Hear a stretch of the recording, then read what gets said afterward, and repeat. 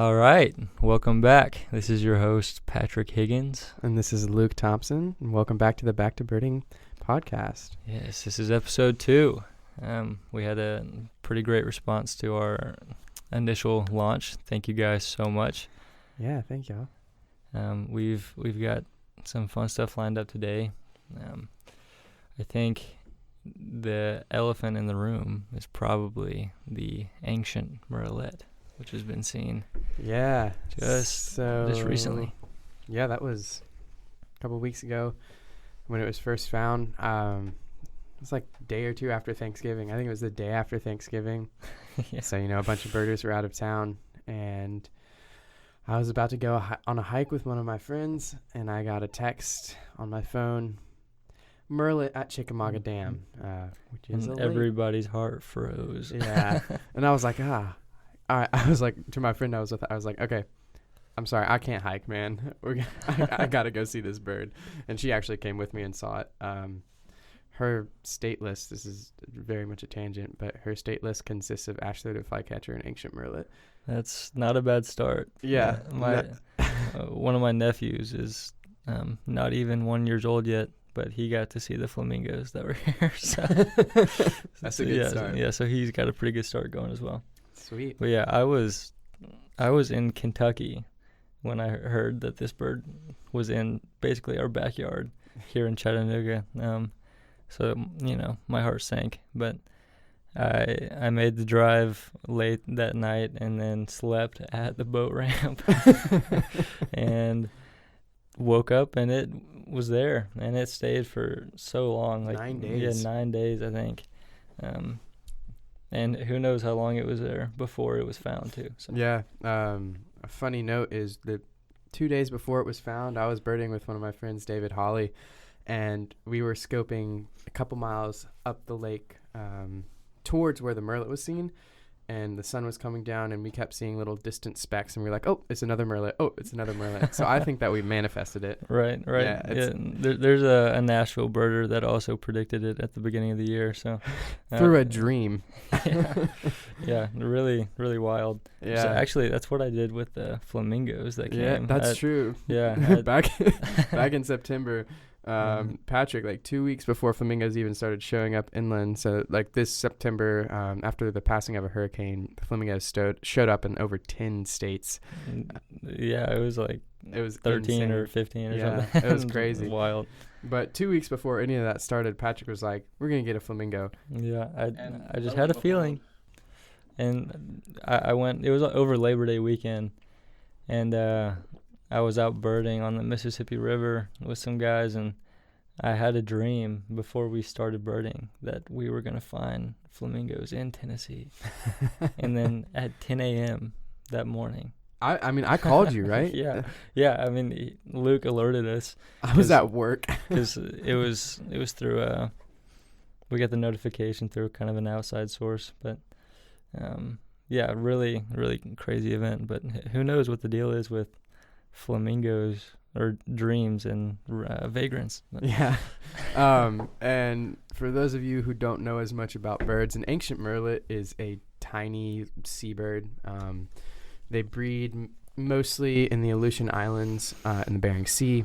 Very far away. Very, very far away. That's the Pacific Ocean. And then they winter. They also breed some in Siberia, and then they winter down the Pacific coast, both in Asia and in North America, but they only in North America at least get around down to California. Yeah, and maybe down to Baja. There's like one or two records, and they're normally pretty far out to sea. They're a pelagic species generally, but for whatever reason, this bird decided. Well, it obviously wasn't like a conscious decision, but this bird. I don't know. Maybe it was on vacation. Maybe it was like, you know what? Screw this cold weather. We're going to go to Tennessee. But showed up inland in Tennessee. They do have a pattern of showing up inland, at least on the Great Lakes. In fact, another one was found yesterday morning. Yeah. It was Minnesota? In Minnesota. Yeah. But other than the Great Lakes and the northeastern Atlantic, and some scattered records like in the west inland. There's some Colorado records. Well, I think most of those records stop at the Rockies. Like it seemed like the distribution kind of halted a little bit and coming east.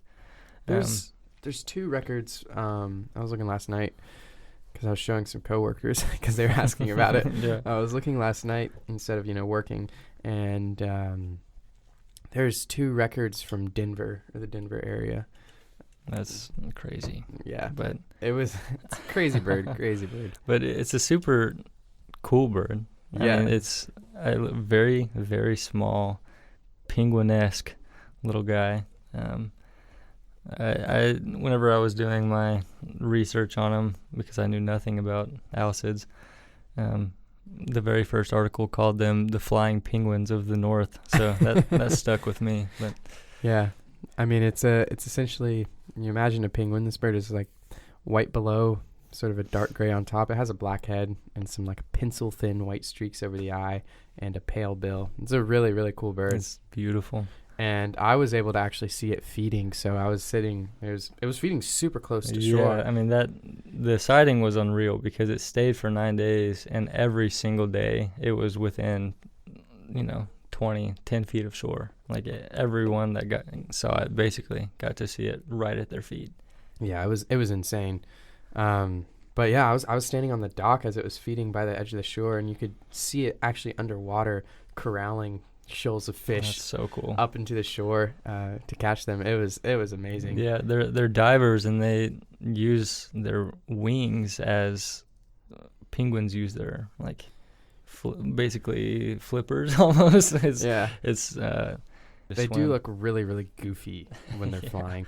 Whenever they land, they don't land well. They just sort of skip on the water and then dive, or at least a couple of times I saw it land. That's what it did. Maybe they're more elegant. I wish at I other got times. to see that, because you said it was kind of like funny. skipping a rock and then it's sinking. Yeah. But, yeah, it's a crazy, crazy bird.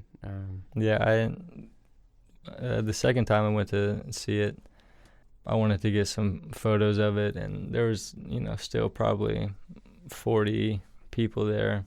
I think it was the second day after it was found.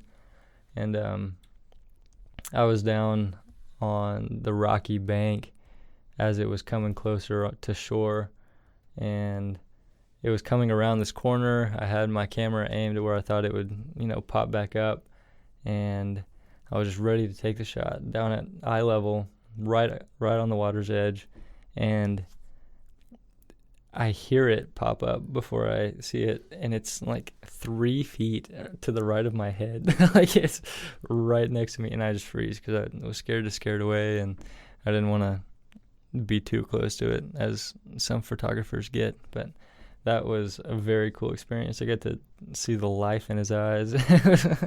Super cool. But it was one of my craziest birding experiences. Oh yeah, it was.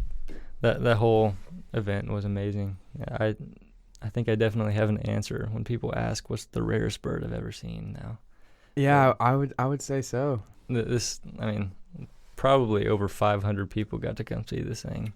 There's over 700 checklists from that location was now. Was there really? Oh, just man. One of the hotspots people were reporting it from, of 3.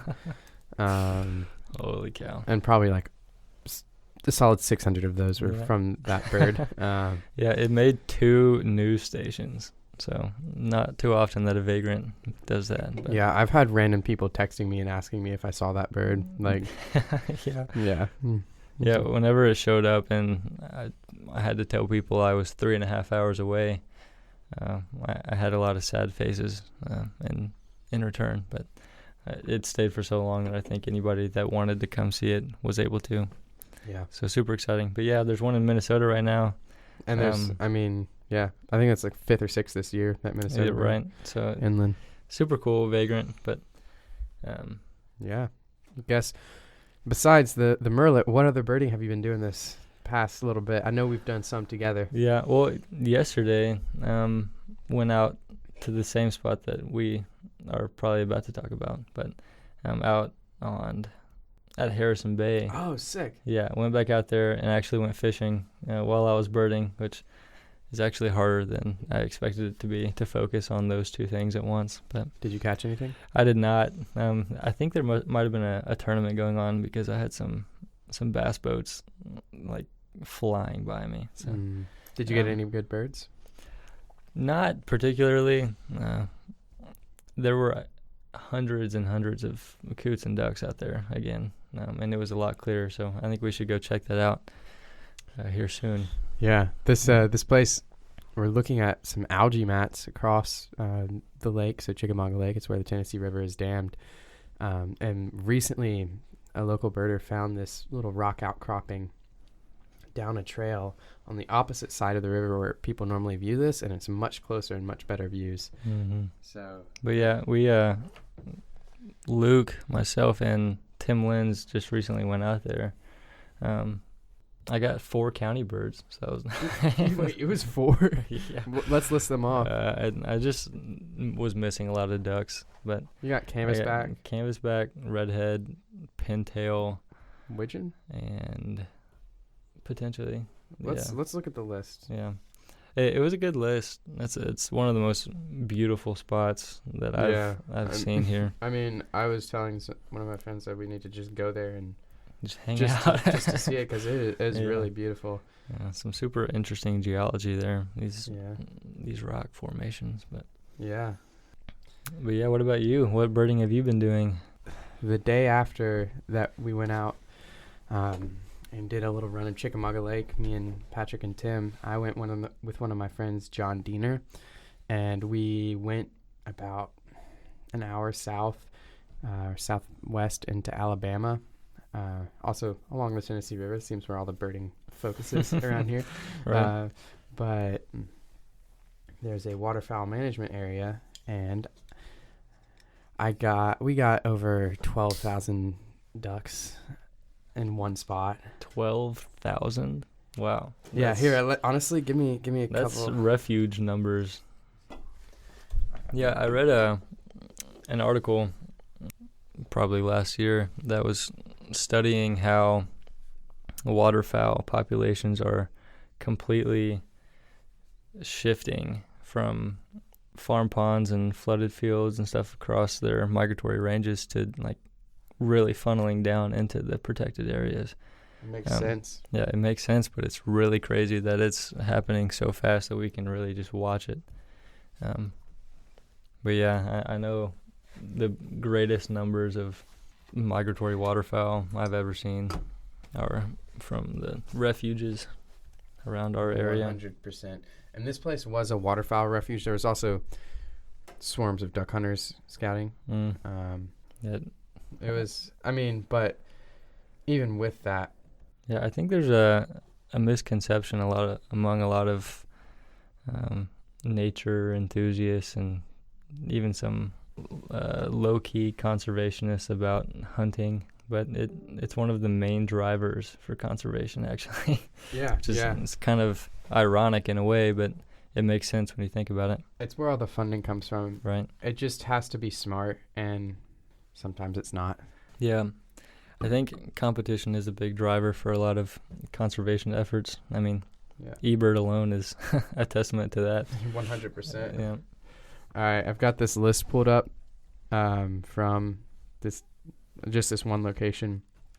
It's called Stevenson Municipal Park, and it's in Jackson County, Alabama. Yeah, we got like 5,300 ringneck ducks and 4,700 gadwall. Jeez. Nothing rare. How did you get these specific numbers? 4,690 and so what we did for the first hour was count ducks or 30 minutes or an hour. John just gave me the scope and he was like, all right, give me numbers. So I went by raft. Raft gave it a species whenever the raft gave the rest of another species. Mm-hmm. So ended up being by 5s or 10s. So that wasn't even really a crazy estimate. That was no. These are pretty close to exact numbers because I was trying to be fair. I think both the gadwall and ringneck duck are low. Probably most of this stuff is low because these ringneck ducks flocks were thick. That's a portion of one flock, by the way. He's pulling up pictures from this list. These pictures are crazy, but I'm guessing you didn't get any Eurasian widgeons or tufted ducks. Shockingly, there were very few widgeon, only 30 or 40. Really? Yeah. I've seen over like a couple hundred widgeon there Well, before. with all the ringneck ducks, surely there was a tufted in there somewhere. Yeah. We gave it a scan, but also around half the flock flushed, and that flock was, when we were mainly looking at it, in a area straight into the sun, so we couldn't scan it super well. And then we went around on the other side and were able to get better looks, but at that point half the flock had flushed. But no redhead, by the way. We had Wow. 100 canvasback, over 5,000 ringneck ducks, and 0 redhead. I was scanning. That's interesting. I wonder what the reason for that might be. Yeah, I know. Just also comparing something like Hiawassee Wildlife Refuge, where the prominent dabbling duck is mallard and the prominent diving duck is canvasback. What's the difference there? Right. I mean, That's really interesting. yeah. And there's a decent amount of redhead at, like, I've gotten 65 redhead at Hiawassee. I mean, Hiawassee isn't proportionally very far at all From from where you were in Alabama. No, I'm sure. I mean, there's a bunch of cranes where I was in Alabama, and I'm sure there's some crossover there, and I'm sure there's crossover between the ducks at some point. I mean, it's just a little bit along the same water body. Yeah, if any of our listeners know the answer to that, I'd be interested in learning about that. It's cool. Yeah, and then we checked a couple other spots. They're devoid of all life, it felt like, but then we went up to Nickajack Lake, and we had some just like normal stuff, bubblehead, scop, and then we scoped across the lake and saw a flock of ducks like a mile or two away. But it was like, there's a road there. Let's go. That's always great to see an access point close to some stuff you're scoping. Yeah, so we drove along, and well, lo and behold, the viewing point was private property, but this guy had, I think his name was Charlie, super nice guy. This guy had a sign that said honey for sale. So we were like, it's time for strategy here. So John pulled into his driveway, knocked on the door, bought honey for something that may have been a little bit overpriced. Hey, it's local. It's local. It was really good honey though. You pay anything for local honey. And then he let us scope from his yard. He was a really nice guy, and the flock was a single ringneck duck and 200 scop and like 1,500 coot. But hey, it's what you do for birding. Yeah. But yeah, there's been some crazy vagrants going on across the country. Yeah. I think South Texas is definitely taking the reins on that. But I just saw New Mexico's. I'm partial to New Mexico because I was born there. The Nuttings. Yeah, they got a Nuttings flycatcher. Yeah. Do you know what record this is for ABA, or is it? God, I don't know. I mean, I think it said it was the third in Arizona or New Mexico. No, it was actually the first for New Mexico. It was the third first state record for New Mexico in 3 months, which is crazy. Do you know what the other two were? Nope. I have no idea. We have a useful tool. Yeah. It's probably some other Mexican birds, but yeah, I don't know. But yeah, South Texas, we've got a couple buddies down there and some other Tennessee birders that made the drive. Multiple times. Yeah. But they have Cattle Tyrant and Ship Assist. Regardless, it's a crazy record. And bare-throated tiger heron, and the brown jays are staying. Mottled owl, and also a Nuttings flycatcher happened. Yeah. Shout out to Nolan Walker. Yeah, I think Nolan has seen all of those. Yeah, I think Nolan was like at his first day guiding in Texas, and he found the first state record of Nuttings flycatcher for the state. That's just crazy. But yeah, they have a gray-colored Picard right now. And, yeah. I mean, just crazy birding down there. But yeah, we had a couple of Tennessee birders that just recently broke the lower 48 big year record, and didn't just break it, they demolished it. Victor and Ruben Stoll. Yeah, our heroes. But they're two of the most interesting men alive. We are very much so hoping to have them on the podcast at some point, so we'll save some of those stories for them. But yeah, some super fun birding across the country right now. It makes me want to go on a trip to South Texas. Yeah, again. What you doing over Christmas break?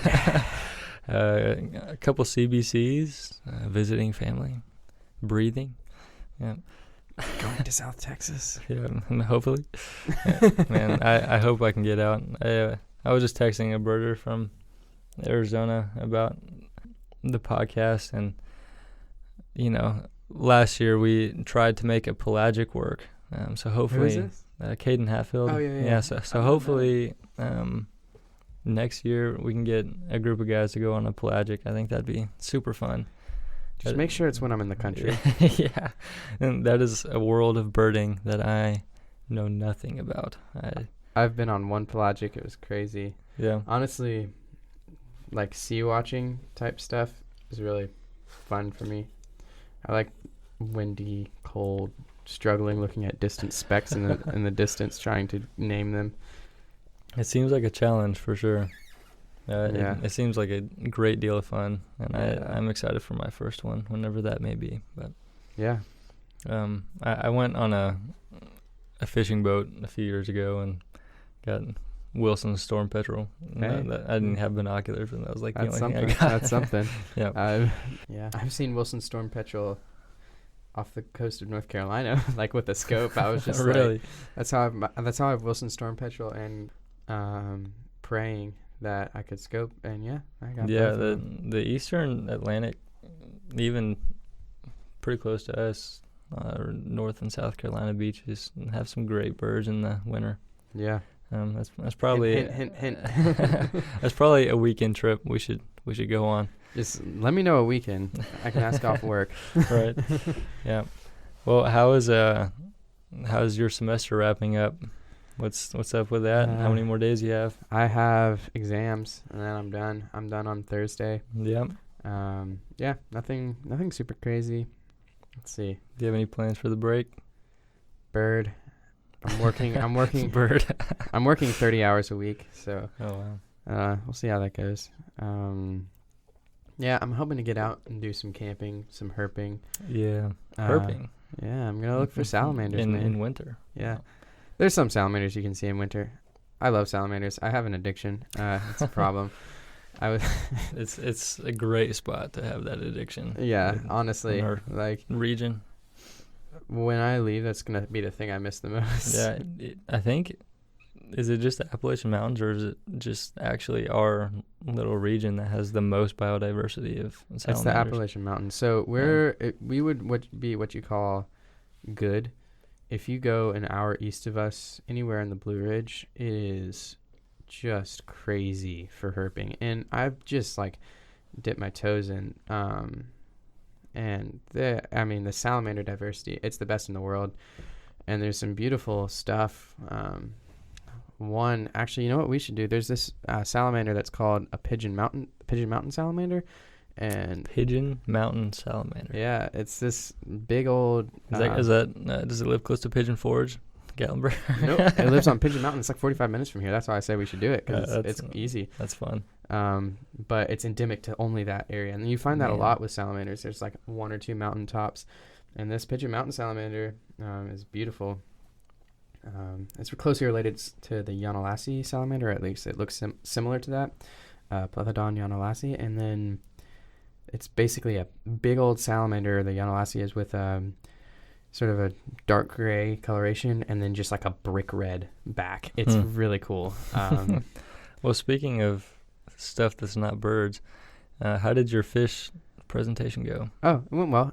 It was honestly, I expected to get grilled because my teacher was telling people to grill us, but we didn't get grilled. It was super Good. chill. And then we got to walk around the aquarium with not that many people for free. So That's cool. it was, and at night it was really sick. Got a free shirt and a free sticker out of it too. Nice. Those shirts are just about as much as the tickets, so it's a good deal. Yeah. Got another free shirt last night at work. I'm just racking up free stuff. That's how we got to live these days. Yeah. Take advantage of the free offers. Yeah, honestly. I got like 6 free stickers, a free shirt, a free thing of pizza. By the way, it's in the car if you want some. A free case of yerba mate last night at work because we had an event. I work at a climbing gym. There was a competition. I got a pounding headache, but I got free stuff, so it's fine. That's worth it. It's worth it, 100%.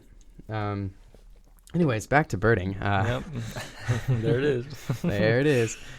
We're going to talk about some hotspots in our area. So Chattanooga, Tennessee, along the Tennessee River in the southeast United States, sort of in the Cumberland Plateau, the southern end of the Cumberland Plateau.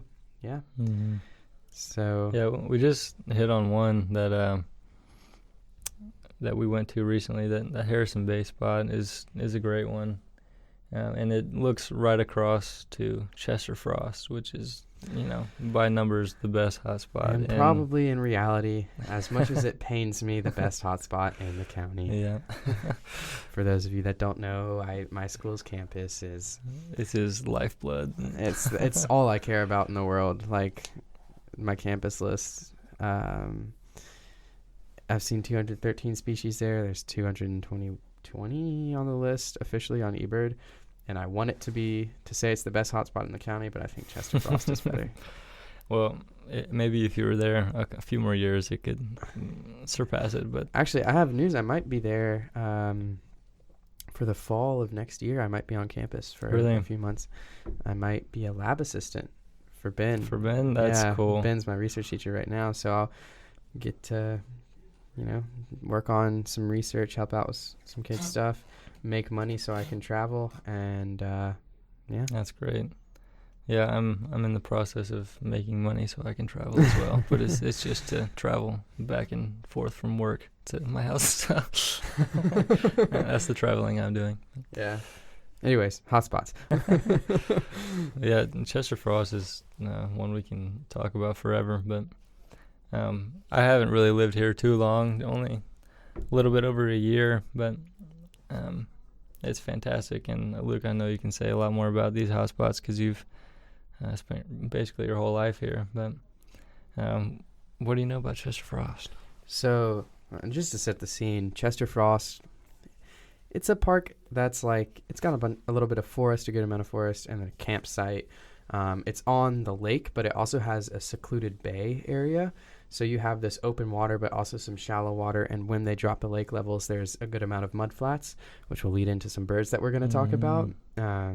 It's a decent sized place with, a bunch of different habitats. It's got like I said, there's a bunch of forests. There's a little bit of marsh. There's some grassy areas, open woodland. So if you ever need a red-headed woodpecker, Man, I've never seen more than right there. yeah, honestly. And then you have a pretty wide view of the lake. And a lot of different angles. Yeah, bunches of different angles, which is really, really helpful because there's a lot of places when you're viewing the lake where there's really not much of an option. Right. You have like one place to scan from.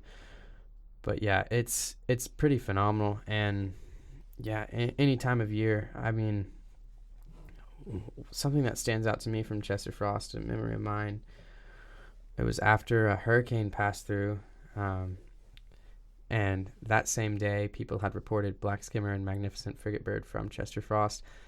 I unfortunately didn't see either of those birds. I mean, crazy records. Yeah, crazy records, like I think both first county records. Frigate bird has been seen Probably at Pickwick or something. Yeah, it's been seen at Pickwick, surely. Everything has been seen at Pickwick. Every storm bird. Pickwick's in the border with, is it Alabama or Mississippi? Probably both. It's probably right there. I think it's, Alabama and potentially Mississippi. One or the other, or both. In West Tennessee, it's got a bunch of storm birds. But, yeah. And I know skimmer's been seen in the Chattanooga area before, but I think it was in the one county west of us. But, yeah. Talking about some of those mudflats, I know last episode we hit on more or less nemesis birds was an American golden plover, and since Luke has seen one. Thank God. Yeah. Finally, I don't have that hole in my list. Yeah, he went and saw that one because it's still there, and sadly Tim sent a picture to our group chat today that one of the legs is just kind of shredded, so it's been messed up. It's probably not gonna survive too much longer, sadly. But which sucks. Yeah. But yeah, But new lifer. A new lifer. New that's such a county weird and state bird, I guess. For me, that's such a weird part about birding. It's like everything is so bittersweet a lot of the times when you're chasing stuff. Yeah. So one of my friends, David Hawley, he's in med school up in Johnson City. So, you know, I haven't seen him in over a year, I don't think. And he doesn't get out that much, you know, because he's in med school. Yeah, he has a that's checklist wild. streak of like over 3,000, maybe over 4,000 though. It's kind of insane. Holy cow. Yeah.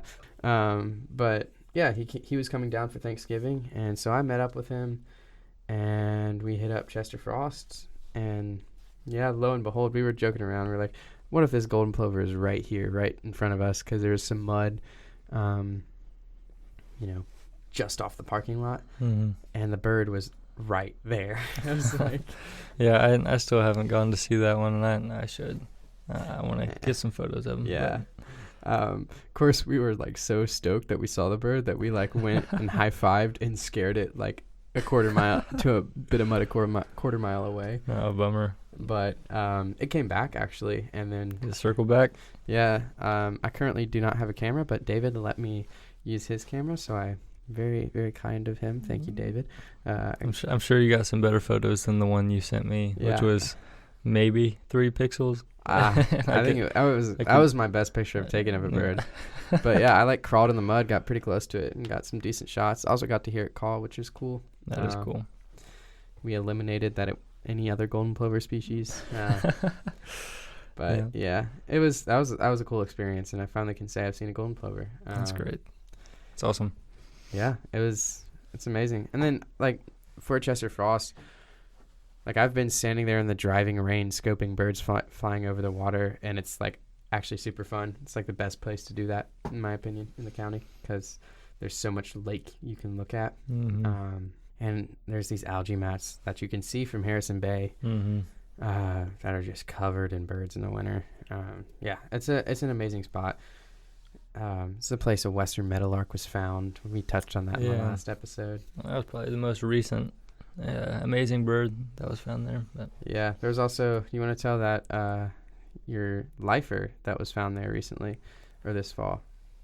The Hudsonian godwit was a super fun bird that showed up, I guess was late September, early November maybe.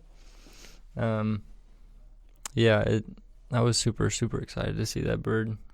I think it was probably one of the first at that park, if not the first that's shown up there. I think it's the first record for Chester Frost, and it was the 3rd county record overall. Yeah, so it's super fun because it was a lifer for me. I'm guessing you had probably seen some of them. Yeah, I'd seen one before, but it was a state bird for me. Yeah, so super cool.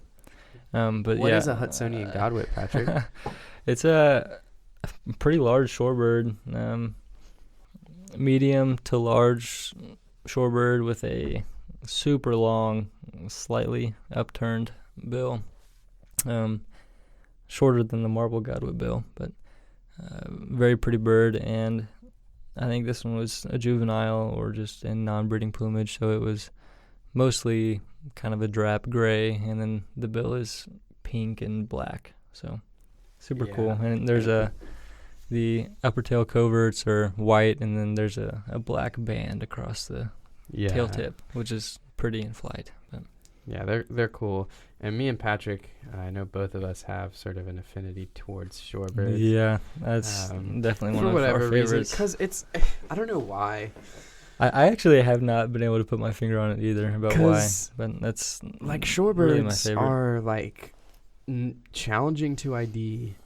Yeah, they're a good mix. It's like you get to watch them, you get to study them, because they are almost every time you see them, they're in the open, or a lot of the times they're in the open. And they have normally have super subtle patterning. Like they're mostly to a non-bird, they're like, that's just a brown bird, bro. What are you?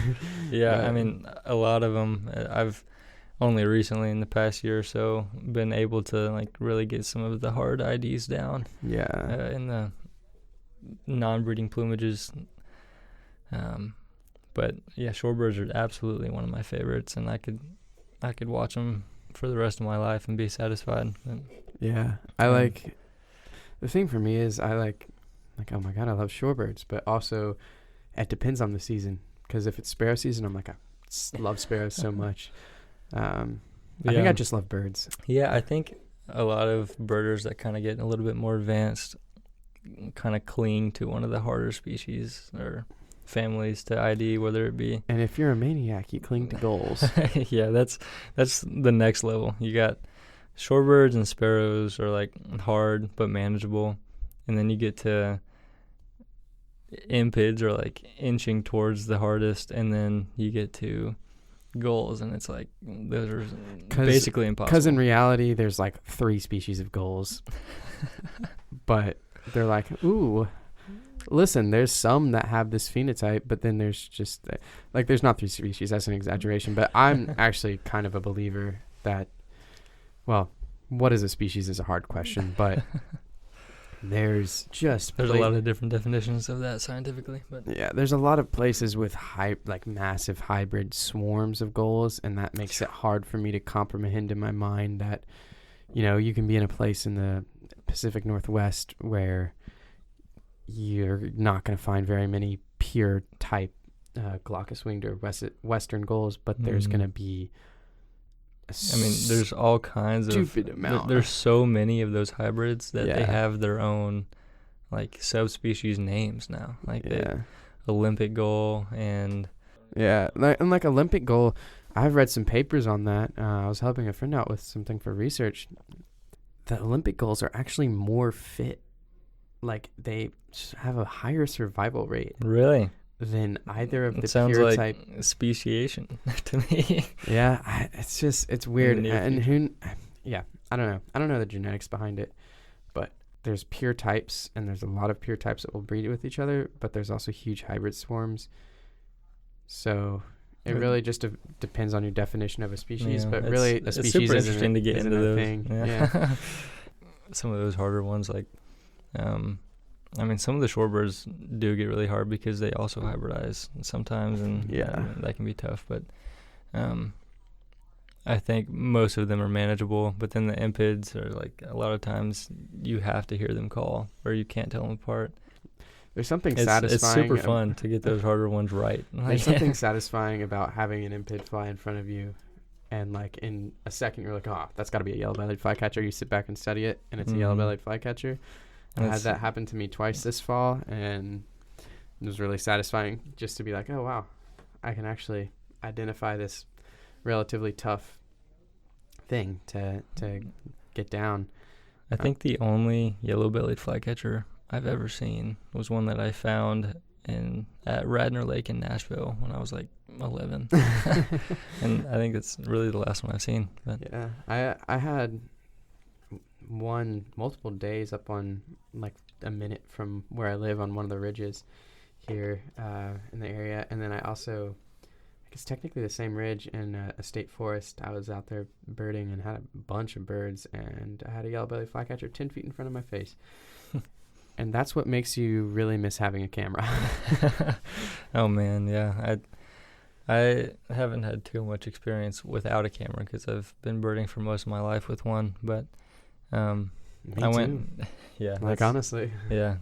I went to Honduras in 2019 on a mission trip, and I just, for some safety reasons, didn't want to bring a camera. You know, that might draw attention that you don't want, but we were staying on a campus there in Tegucigalpa, and there were nesting, breeding, lessons mott and turquoise brow mott on the campus. And they were so familiar with people that you could literally walk up within 10 feet of them.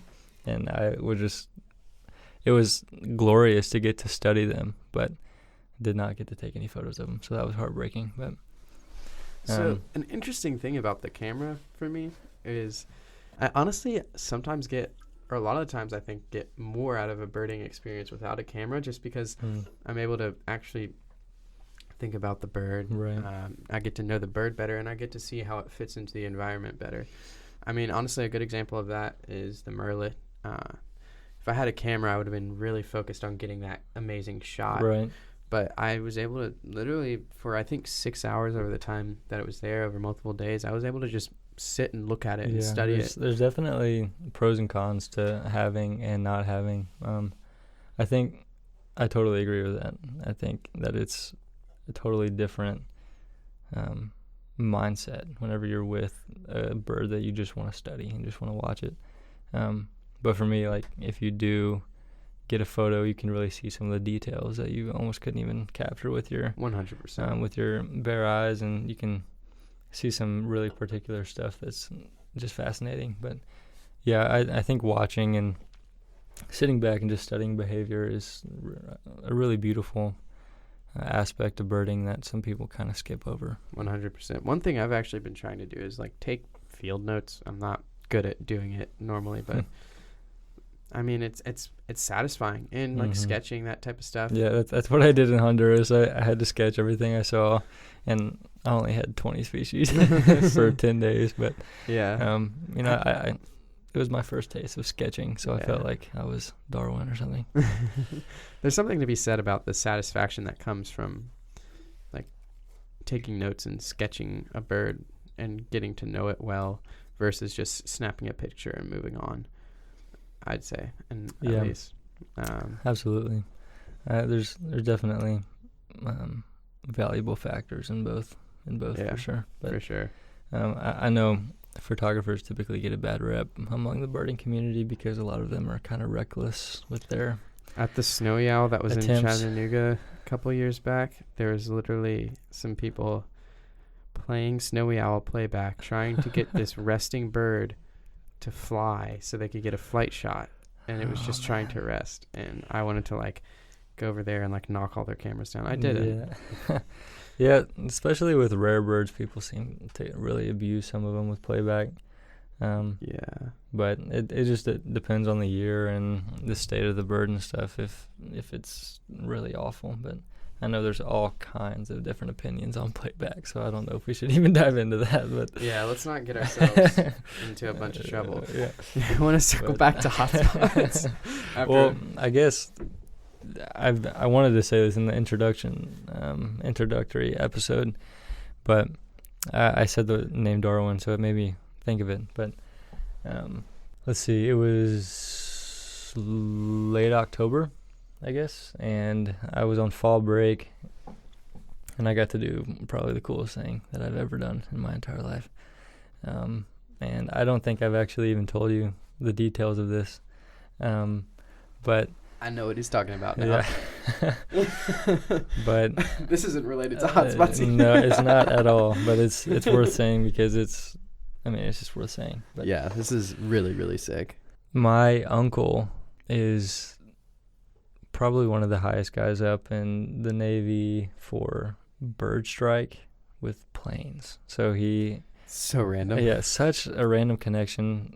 He's kind of in charge of developing a lot of that technology to reduce some of those impacts, and he just works with some pretty cool people with that. And he's mentioned to myself and my father in the past that he knows some folks at the Smithsonian that he would want to put us in contact with, and we finally just made it happen. So he put us in touch with Carla Dove, who is the chief ornithologist on staff at the Smithsonian, and she gave us a private tour of the bird feather ID lab at the Natural History Museum. That's insane. Yeah, I'll never be the same. So, so we walk in to the Natural History Museum. First of all, I feel like I'm in like some kind of special person because we just get to bypass all the lines and like go up into the back rooms type stuff. But we get to Patrick's not like other girls. But geez, so we get into this room in the upper floors of the museum, and it's like basically a warehouse, and it's 35-foot, 40-foot ceilings stacked to the ceiling with these cabinets that line left and right like 100 feet, and there's 500,000 specimens of stuffed birds in that room. representing about 8,500 of the known roughly 11,000 species. That's 8,500. Yeah. Oh my God. Unreal collection. Obviously the largest in the world. And Carla Dove starts walking us through and opening up these cabinets, and it's just drawers and drawers and drawers of these species from all over the world. And she gets to this one cabinet, and she says, "This is our wow drawer." And, in the back of my head, I've been like thinking, man, do they have extinct birds here? Like, do they have the stuff that you dream about seeing? Mm-hmm. And me and my dad have been contemplating seeing them, and like, would they let us take a picture of them? Would they like even let us like see them? Do they even have them? So there was a lot of mystery around that. But she opens up this drawer, and it's all in one place. They have ivory-billed and Carolina parakeet and passenger pigeon and like all this stuff lined up, and my jaw just drops and I freeze, and I'm like, oh my gosh, this is it. And she, just the most casual thing ever, she reaches over and picks up the ivory billed and just hands it to me. And Give me a second. We're gonna.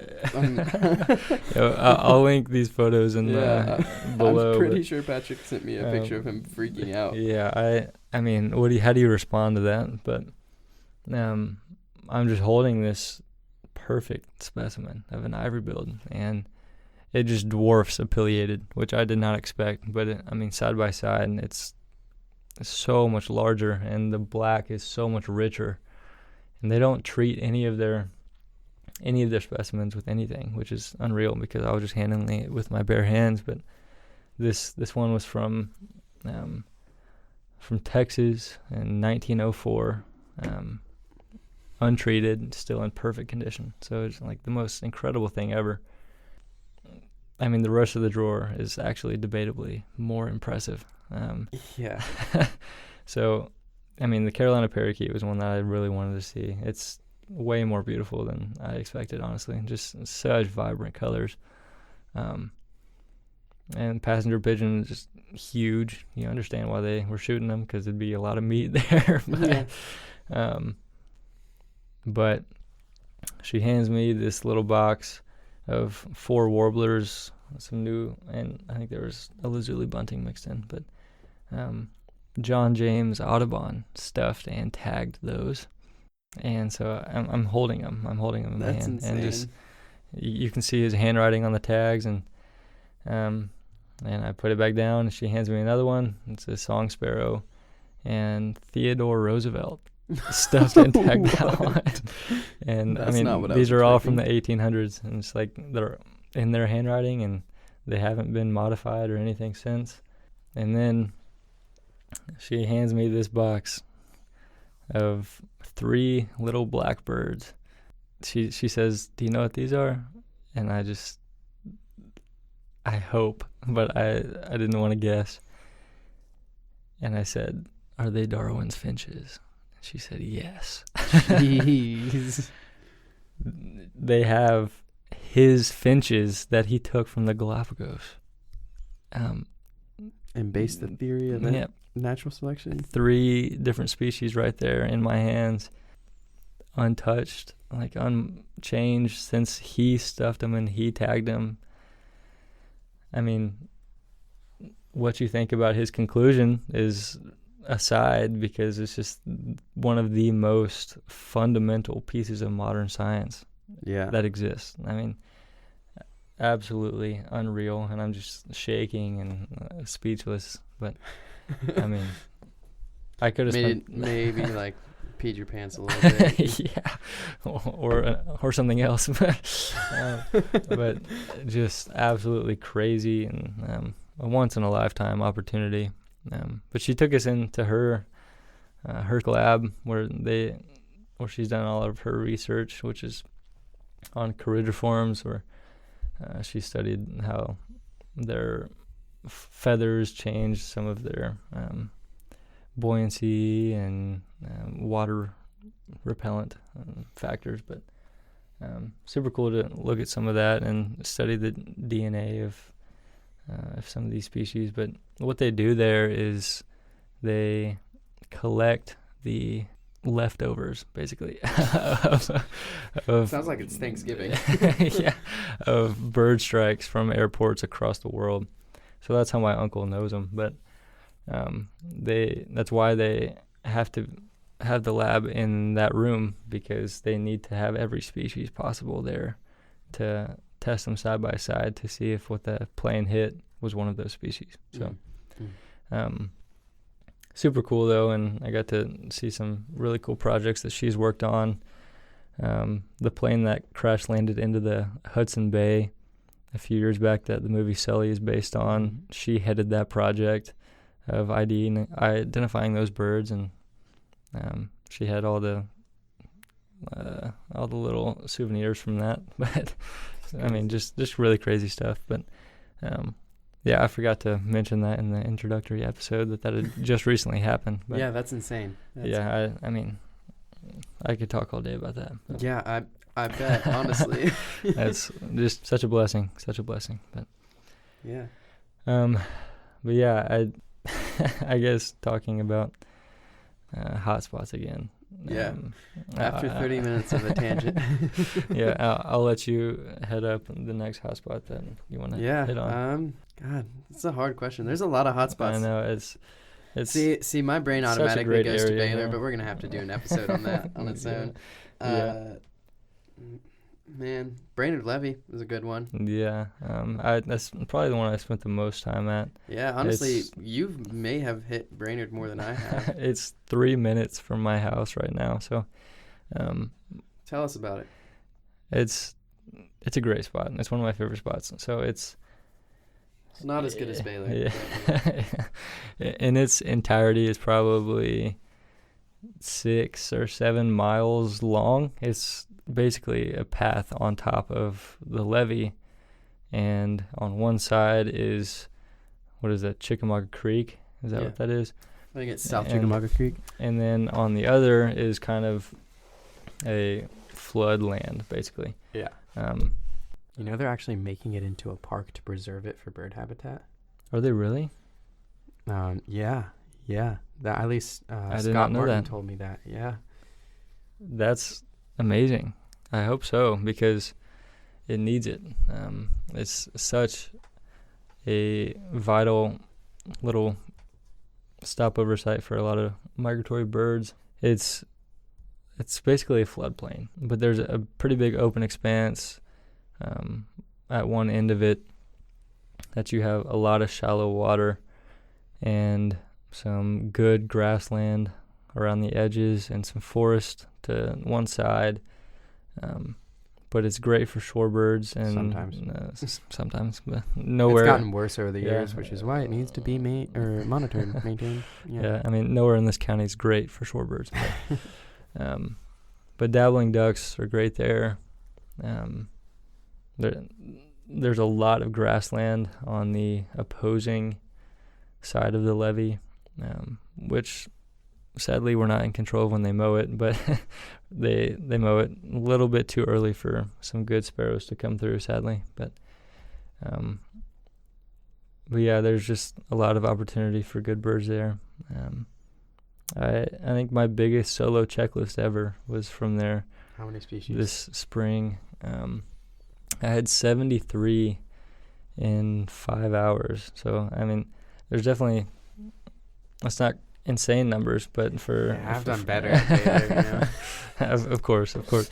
But yeah, I mean, just once you hit like a certain number, especially when you're not in a crazy spot like South Texas or something, it's great to see that many species. And it's not like there's trails. Like, there's really not. You have a straight line that you just look left and right. No, that's actually like a good list. I'm just being annoying for the hell of it.